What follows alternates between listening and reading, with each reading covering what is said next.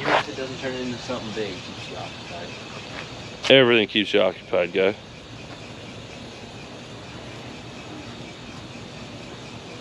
Trippy shots.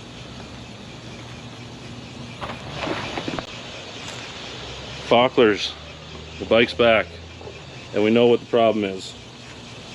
But Honda says it's on me, so let's get into this.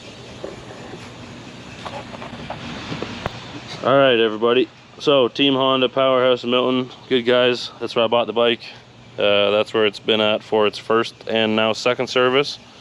Yeah, they said it's on me, so let's take a look here. They said the noise is coming from skid plate vibration. May require rubber pad to be inserted between skid plate and frame. So, as I told you guys before, I did check the bolts and twist them tighter. They didn't really move too much, and it still had that vibration, so I was kind of reluctant. Dragged the bike home, and we took the skid plate off, and they were right. The vibration went away. It stopped making that weird noise, and then I started getting another weird vibration, which ended up just being the license plate cover, so it wasn't a big deal. Got that figured out and fixed. Yeah, I'll show you guys how I fixed it. Hold on a second. Alright guys, so skid plate is 4 bolts on these Yamamoto skid plates. 1 bolt here, 1 bolt there, 2 more at the back.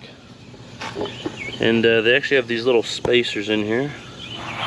As you can see, took a rubber grommet that's used for running wires through sheet metal or your firewall in your car or whatever, and just ended up splitting them down the center and using 1 for the top and 1 for the bottom of the spacer, obviously on both. And then on the bottom, I'm not sure if you're gonna be able to see or not,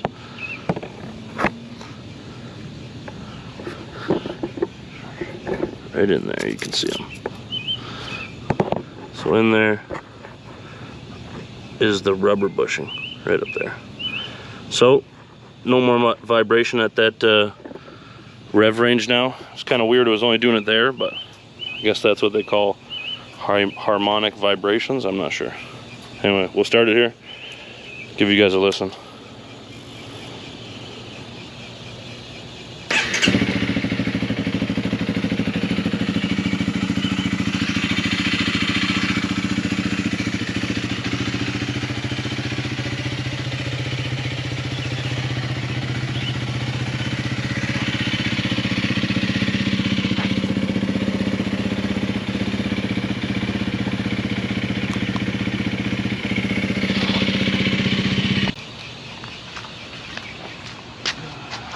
Alright guys, obviously the bike's warmed up.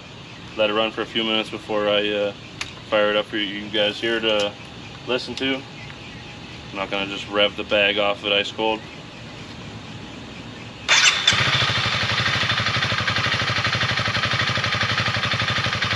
Sounds better right off the hop, doesn't it?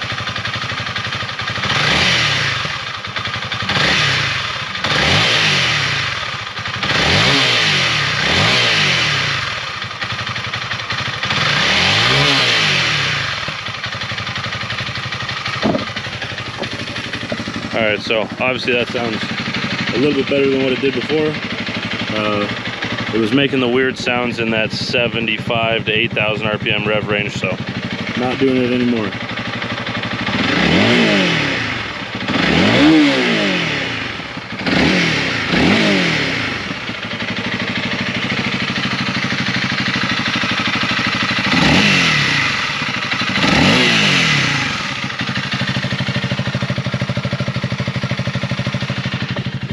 Obviously, it still sounds like a scooter. Probably gonna have to do something about that here soon. I'd like a little bit more power for the big boy gut to be able to move around up hills a bit better and stuff.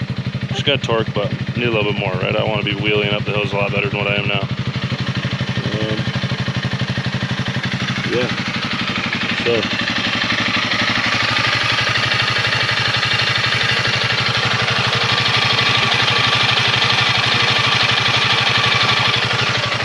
Give you guys another shot of what the bushings look like there. The rubber grommets I used to make the whole thing stop vibrating sound a lot better.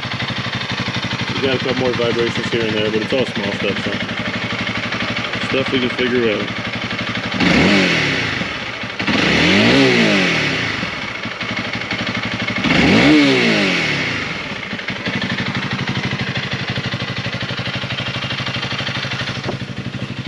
So yeah, sounds a lot better. I really was worried. I wasn't sure what that was. It's kind of weird that it was only vibrating at that rev range and not the whole thing. I would have seemed to thought that it would have vibrated all the way through, but not the case. So if anybody has the Yamamoto skid plate, put some rubber grommets on her there. Make sure it'll sound a lot better. You won't be sending her to Honda for unneeded service because your skid plate's vibrating, right? That's annoying. Unless you need the service, it is what it is. I'm kind of glad I got the service done anyway. Might as well have, right? I'll show you guys what else she got here.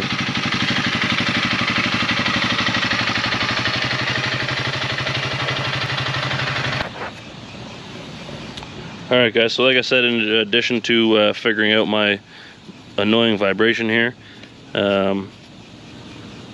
they did an oil change, filter change, and just a full check over on the bike. I guess what would be considered a second service. Yeah, the bike was at 2,057 kilometers when it went in. It is now at 2,257, so we've already put a couple kilometers on it to make sure that it's not blown up and it's running good, driving good. So change the engine oil, filter, check tire pressures, adjusted clutch, free play, lube pivot points, lube chain drive, perform multi-point inspection, inspected the brakes.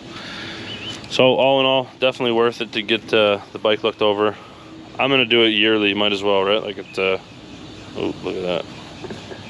Something happened there. Oh, wonky. But yeah, like I said, I'm gonna make sure I do it at the start of every season anyway. There's no point in not being cautious and just making sure the bike's good to go. Glad it's not blown up. I bet you guys are too, right? Or just some of y'all want to see it blown up. Probably, who knows? Must be KTM guys. Anyway, so it's not blown up. I'm happy. No complaints here. We need some more parts because there's nothing left there.